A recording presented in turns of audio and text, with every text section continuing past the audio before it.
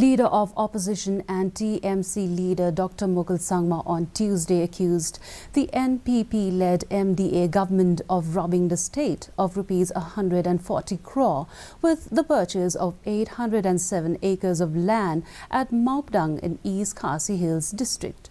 Addressing media persons at the TMC party office in Shillong today, Sangma called the MDA the Meghalaya Deceitful alliance for deceiving the villagers of Maupdang Maukanu by purchasing land from the middlemen at rupees 85 per square feet.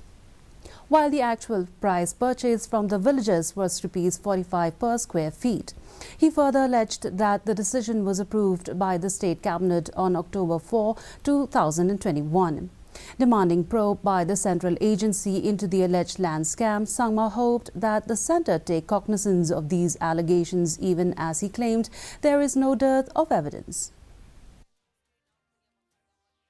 This time, by engaging in purchase of a land, which comes to around 807 acres, and which were purchased from the residents of Maupdang, Maukanu village at the rate of 45 rupees per square feet, for which the government ultimately paid to the middleman a very highly inflated rate of rupees 85 per square feet.